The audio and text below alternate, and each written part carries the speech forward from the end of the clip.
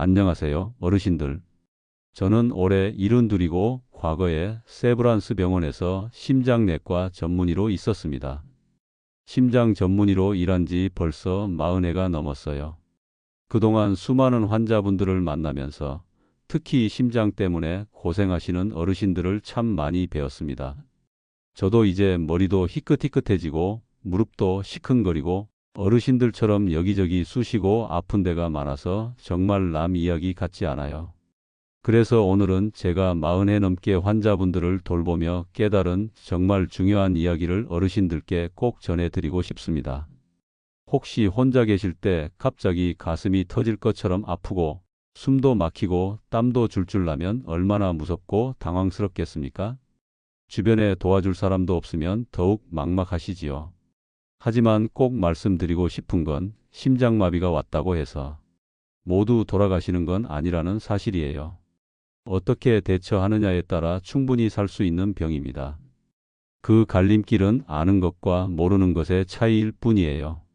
제가 병원에서 환자분들께 늘 드리는 말씀을 오늘 어르신들께도 알려드리려고 합니다. 조금 길 수 있지만 정말 중요한 이야기니까 끝까지 들어주시길 부탁드립니다.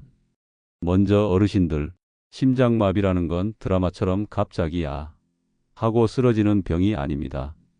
TV에서는 사람들이 가슴을 움켜쥐고 소리 지르며 쓰러지는데 실제로는 그렇지 않아요. 실제로 심장마비는 아주 조용히 몰래 몰래 다가오다가 갑자기 확 나빠지는 병이에요. 마치 밤중에 살그머니 들어오는 도둑 같다고 제가 늘 말씀드립니다. 예를 하나 들어볼게요. 얼마 전 78세 되신 김정훈 어르신께서 새벽 4시쯤 혼자 집에 계시다가 갑자기 가슴이 너무 답답하고 조이는 듯이 아프셨다고 하셨습니다. 처음에는 어제 저녁을 좀 많이 먹었나? 하고 소화불량인 줄 아셨대요. 그냥 참고 주무시려고 했는데 15분, 20분이 지나도 답답함이 없어지지 않았다고 합니다. 그때 왼쪽 팔이 저리기 시작하고 턱까지 아파오기 시작하니까 이거 이상하다 하는 생각이 드셨대요.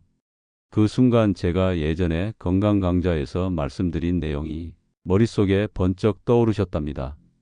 아, 이거 혹시 심장마비 증상이구나 하고요. 바로 이 깨달음이 김정훈 어르신을 살린 겁니다. 만약 나이가 있어서 여기저기 아픈가 보다 하고 그냥 넘기셨다면 어떻게 됐을까요? 생각만 해도 무섭습니다. 제가 병원에서 본 통계로 보면 심장마비 환자의 10명 중 8분이 증상을 다른 병으로 착각하십니다. 소화가 안 되나? 어깨가 아픈가? 감기 기운인가? 하시면서 말이에요. 그러다가 소중한 시간을 놓치고 돌이킬 수 없는 상황이 되곤 합니다. 더 무서운 사실을 하나 말씀드리겠습니다. 혼자 사시는 65세 이상 어르신들은 심장마비로 돌아가실 확률이 일반인보다 3배 이상 높다고 합니다. 왜일까요? 도와줄 사람이 없기 때문이에요. 그런데 김정훈 어르신은 달랐습니다. 혼자 계셨지만 전혀 당황하지 않으셨다고 해요. 왜냐하면 미리 준비가 되어 있었기 때문입니다. 제가 6달 전 건강강좌에서 혼자서도 살 수 있는 7가지 응급법을 말씀드렸던 걸 기억하고 계셨던 거지요. 선생님이 그러셨잖아요. 심장마비는 혼자 와도 혼자 이길 수 있다고요. 그 말이 계속 머릿속에 맴돌았어요. 김 어르신 말씀입니다. 그 순간 김정훈 어르신은 당황하는 대신 시계를 보셨습니다. 그리고 마음속으로 자, 이제 시작이다. 차근차근 해보자. 하고 중얼거리셨다고 해요. 바로 이게 준비된 분과 준비되지 않은 분의 차이입니다. 준비된 분은 위기 상황에서도 침착하십니다. 왜냐하면 무엇을 해야 할지 알고 있기 때문이에요. 반면에 준비되지 않은 분들은 너무 당황해서 잘못된 선택을 하게 되곤 합니다. 특히 혈압이 높으시거나 당뇨를 앓고 계시거나 담배를 피우셨던 분들은 더욱 조심하셔야 합니다. 이런 위험 요소가 있는 60세 이상 분들은 심장마비 위험이 일반인의 5배라고 알려져 있어요. 그런데 더 중요한 건 이런 위험 요소가 있어도 제대로 준비만 되어 있으면 충분히 이겨낼 수 있다는 점입니다. 제가 병원에서 환자분들을 돌보면서 가장 안타까웠던 순간이 언제였는지 아십니까? 바로 선생님, 제가 증상을 알았더라면 이 말씀을 들을 때였습니다. 심장마비는 절대 갑자기 찾아오는 병이 아닙니다. 우리 몸은 적어도 30분에서 몇 시간 전부터 신호를 보내기 시작합니다. 문제는 이 신호들이 너무 흔한 증상이라 대수롭지 않게 넘겨버린다는 점이에요. 첫 번째 신호는 가슴 한가운데가 눌리는 느낌입니다. 환자분들이 뭐라고 말씀하시냐면 코끼리가 가슴 위에 앉아 있는 것 같다. 큰 돌덩이가 가슴을 누르는 것 같다. 가슴 속에서 주먹으로 꽉 쥐어짜는 것 같다. 이렇게 표현하십니다. 중요한 것은 이 아픔이 잠깐 아팠다 사라지는 것이 아니고 보통 15분 이상 계속된다는 점이에요. 그리고 심장약을 드셔도 나아지지 않는 경우가 많습니다. 두 번째 신호는 아픔이 다른 곳으로 퍼져나가는 것입니다. 가슴의 아픔이 왼팔이나 양쪽 팔로 번져가기도 하고 목이나 턱 쪽까지 아파올 수 있어요. 특히 여자 어르신들은 턱이 아픈 경우가 많아서 치과에 가려다 응급실로 오시는 경우도 종종 있습니다. 제가 김정훈 어르신 이야기를 다시 해보겠습니다. 그분은 그날 아침 산책 나가려고 현관문을 나서려다가 가슴이 답답해지기 시작했답니다. 처음에는 소화가 안 되나 싶었대요. 그런데 10분쯤 후부터 왼팔이 저리고 턱까지 아파오니까 이거 심장마비 증상이다 하고 알아차리셨다고 합니다. 그리고 곧바로 제가 알려드린 7가지 응급법을 실행하셨습니다. 세 번째 신호는 아무 이유 없이 몹시 피곤한 느낌이에요. 특히 여자 어르신들에게 많이 나타나는 증상입니다. 아무것도 안 했는데 왜 이렇게 피곤하지? 라는 생각이 드신다면 심장마비 신호가 아닌지 의심해 보셔야 합니다. 네 번째 신호는 갑자기 숨이 차고 식은땀이 나는 것입니다. 계단도 오르지 않았는데 숨이 차거나 선풍기를 틀었는데도 식은땀이 주르르 흐른다면 심장마비를 의심하셔야 합니다. 다섯 번째 신호는 어지럽고 토할 것 같은 느낌입니다. 특히 실제로 토를 하게 되면 더욱 주의하셔야 해요. 많은 분들이 체한 것 같다며 소화제를 드시는데 이건 정말 위험한 판단입니다. 여기서 중요한 점은 이런 증상들이 모두 나타날 필요는 없다는 점이에요. 5가지 중 2~3가지만 나타나도 심장마비를 의심하고 즉시 행동하셔야 합니다. 특히 혈압이 높거나 당뇨가 있거나 기름진 음식을 즐기시는 분들, 그리고 담배를 피우시거나 과거에 피우셨던 분들은 더욱 민감하게 반응하셔야 합니다. 이런 위험 요소가 있는 60세 이상 분들은 위 증상 중 하나만 나타나도 심장마비를 의심해 보셔야 해요. 어르신들, 이제부터 말씀드릴 내용이 오늘 이야기의 진짜 핵심입니다. 다음 몇 가지만 기억하시면 혼자 계실 때도 충분히 생명을 지켜내실 수 있습니다. 먼저 첫 번째, 모든 행동을 멈추고 안전한 곳에 앉는 것입니다. 심장마비 증상이 느껴지면 무엇을 하고 계시든 즉시 멈추셔야 해요. 걷고 계시면 걸음을 멈추고 서 계시면 꼭 앉으셔야 합니다. 조금만 더 버텨보자 하고 움직이다가는 심장이 더 큰 부담을 받습니다. 김정훈 어르신도 현관문을 나서려다 가슴이 답답해져서 곧바로 현관 의자에 앉으셨다고 했지요. 만약 그대로 산책을 나가셨다면 길에서 쓰러지셨을 것이고 누가 발견하기까지 더 오래 걸렸을 거예요. 앉을 때는 반드시 등받이가 있는 의자나 소파에 앉으시는 게 좋습니다. 바닥에 주저앉으면 피가 잘 돌지 않아 더 위험해질 수 있기 때문입니다. 두 번째는 곧바로 119에 전화해서 신고하는 것이에요. 여기서 가장 중요한 것은 처음부터 정확한 주소를 말씀하시는 것이에요. 심장마비가 오면 말을 하기도 힘들고 정신이 혼미해질 수 있습니다. 그래서 처음에 분명하게 말씀해 주셔야 합니다. 예를 들어 서울시 강서구 가양동 무슨 아파트 몇 동 몇 호, 나이는 72세, 가슴이 너무 아프고 숨이 차다. 이렇게 말씀하시면 됩니다. 119 상황실에서 더 물어보실 수 있어요. 그럴 때 너무 당황하지 마시고 천천히 대답하시면 됩니다. 그분들은 어르신들을 도우려고 하는 분들이니까 걱정하지 않으셔도 됩니다. 세 번째는 문을 열어두고 비밀번호나 열쇠 위치를 종이에 적어두는 것입니다. 이 단계가 정말 중요해요. 왜냐하면 구급대원분들이 도착했을 때 문이 잠겨 있으면 귀중한 시간을 허비하게 되기 때문입니다. 혹시 비밀번호가 있는 현관문이라면 큰 글씨로 비밀번호를 적은 종이를 문에 붙여두시길 권합니다.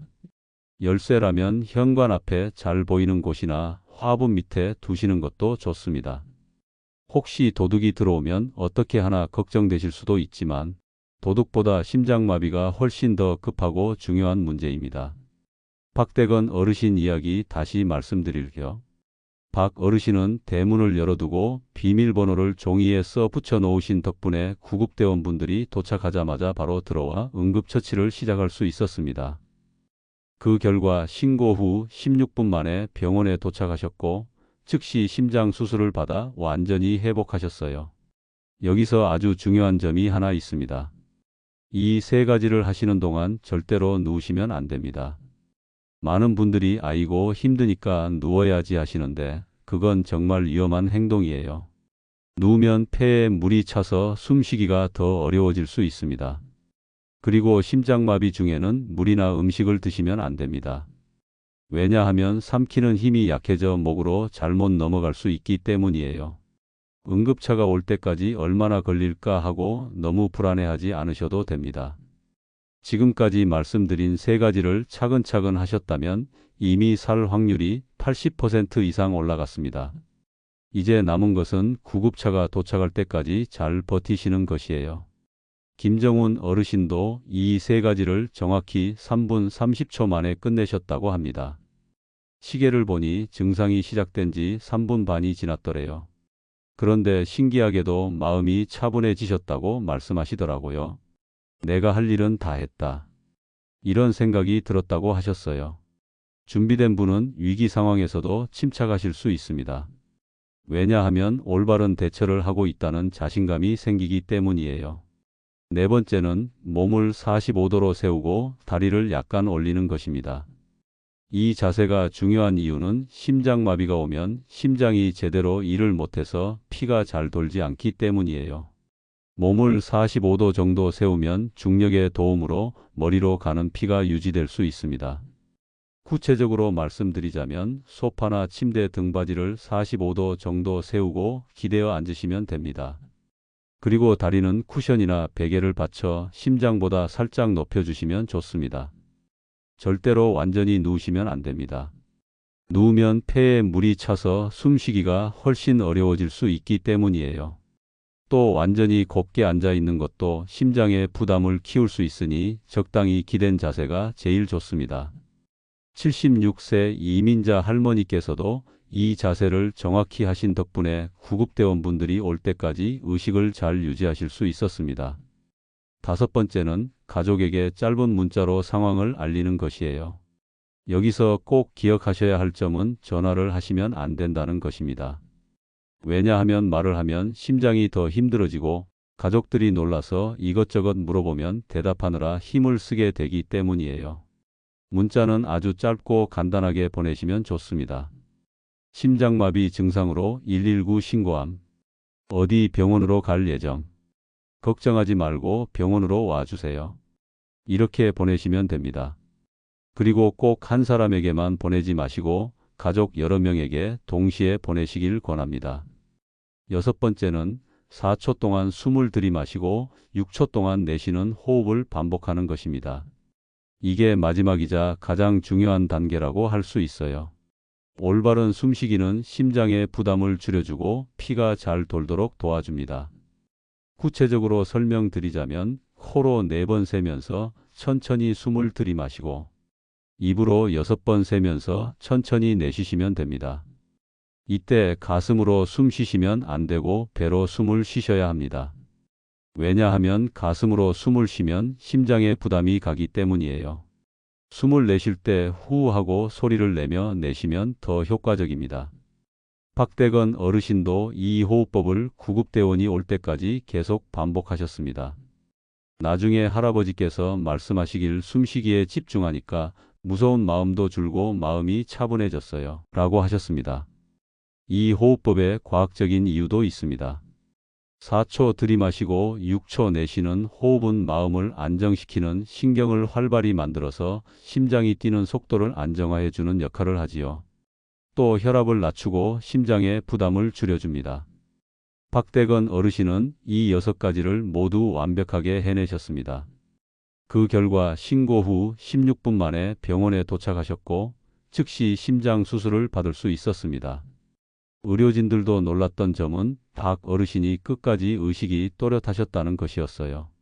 지금 박대건 어르신은 완전히 회복되셔서 건강하게 잘 지내고 계십니다. 어르신들, 그런데 아무리 좋은 방법을 알아도 평소에 준비하지 않으면 소용이 없습니다. 심장마비는 미리 온다고 알려주지 않기 때문이에요. 어제까지 멀쩡하셨던 분도 오늘 갑자기 쓰러질 수 있는 게 이 병의 무서운 점입니다. 그래서 지금부터는 어르신들께 꼭 권하고 싶은 평소 준비사항을 말씀드리겠습니다. 먼저 첫 번째, 문 열기와 비밀번호 종이에 써두기 연습이에요. 평소 집안 여기저기에 큰 글씨로 비밀번호를 써둔 종이를 준비해 두시길 권합니다. A4 종이에 비밀번호를 크게 쓰셔서 현관 옆이나 거실 테이블, 침실 옆에도 놓아 두시면 좋습니다. 그리고 일주일에 한 번쯤은 연습해 보시는 게 좋아요. 지금 심장마비가 왔다고 가정하고 문을 열고 종이를 문에 붙이는 연습을 해보세요. 두 번째는 휴대폰 응급 단축 번호 설정하기입니다. 요즘 스마트폰에는 응급 기능이 다 들어 있습니다. 이 기능을 미리 설정해 두시면 전원 버튼을 5번 연속 누르거나 소리 버튼과 전원 버튼을 동시에 누르면 자동으로 119에 신고되고 미리 등록해 둔 가족들에게 문자도 갑니다. 그런데 많은 어르신들께서 이 기능이 있는 줄도 모르고 계세요. 젊은 가족들에게 꼭 부탁하셔서 한번 설정해 두시길 권합니다. 세 번째는 휴대폰 잠금 화면에 병원 정보를 저장하기예요. 이것도 정말 중요한데 아시는 분이 거의 없습니다. 스마트폰 잠금 화면에 병원 정보를 저장할 수 있다는 걸 많은 분들이 모르고 계세요.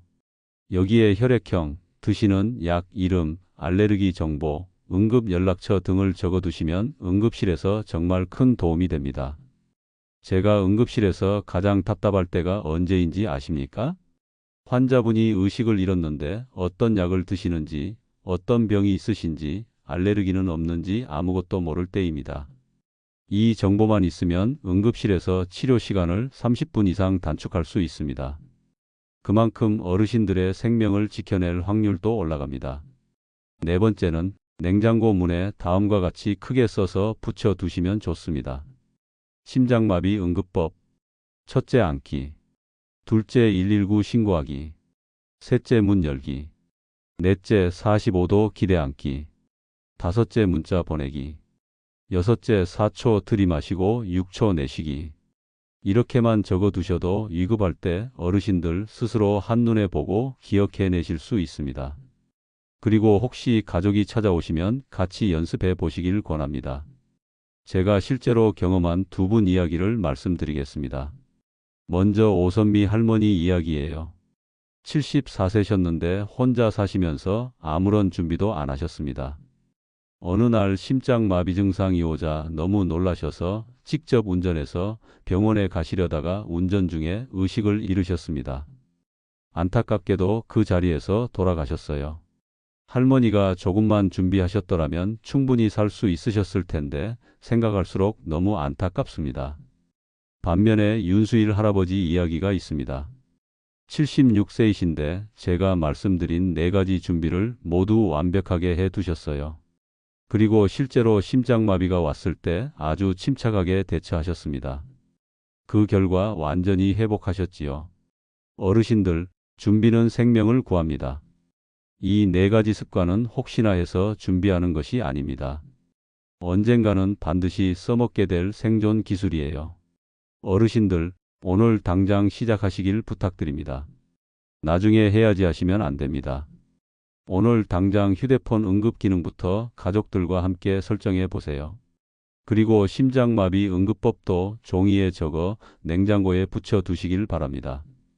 김정훈 어르신, 박대건 어르신, 윤수일 어르신처럼 어르신들도 반드시 준비된 분이 되실 수 있습니다. 심장마비는 미리 알려주지 않고 갑자기 찾아오지만 준비된 분에게는 절대 이길 수 없습니다.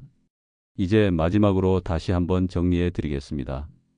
심장마비의 경고 신호는 가슴 한가운데 눌리는 느낌, 왼팔이나 턱으로 퍼지는 아픔, 이유 없는 피로감, 갑작스러운 숨참, 식은땀, 어지러움, 토할 것 같은 느낌입니다. 이 중 두 가지 이상 나타나면 즉시 심장마비를 의심하셔야 합니다. 그리고 오늘 말씀드린 6가지 응급법: 첫째, 안기; 둘째, 119 신고하기; 셋째, 문 열어두기; 넷째, 45도로 기대 앉기; 다섯째, 문자 보내기; 여섯째, 4초 들이마시고 6초 내쉬기. 그리고 4가지 준비사항: 문 열기 연습, 응급 단축번호 설정, 잠금화면 병원 정보 저장, 응급법 냉장고 부착하기입니다.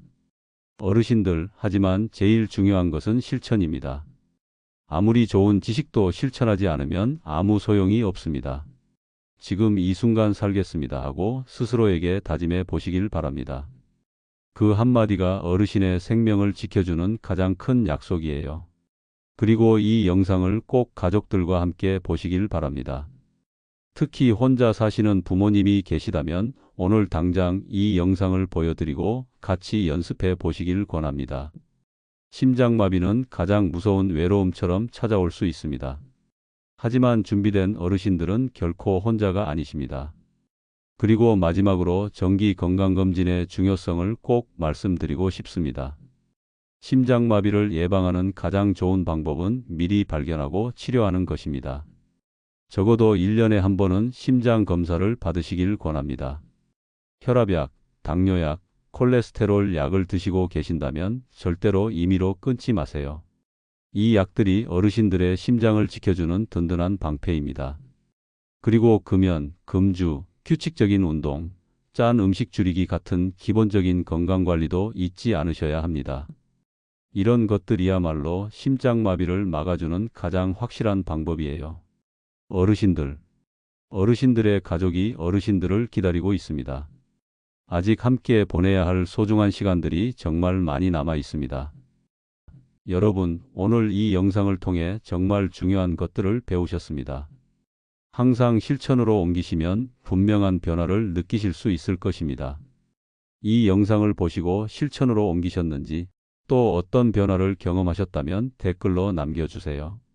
다른 분들에게 용기와 큰 도움이 될 것입니다. 이 영상이 도움이 되셨다면 꼭 구독과 좋아요 부탁드려요. 그리고 가족들과 친구들의 건강한 삶과 행복을 위해 공유해 주세요. 특히 부모님과 형제 자매들에게 이 영상을 꼭 보내주세요. 건강한 노후는 지금부터 시작됩니다. 이 영상은 교수님들께서 쓰신 글을 바탕으로 재구성하였습니다. 따라서 오늘 알려드린 정보는 참고용으로 활용해 주시고, 병원 진료가 필요하신 분은 꼭 병원을 방문하시어 전문가와 상담해 주세요. 이 영상은 병원 진료나 전문가 상담을 대신할 수는 없습니다. 모든 실천은 여러분 본인의 선택과 판단에 따라 하시기 바랍니다.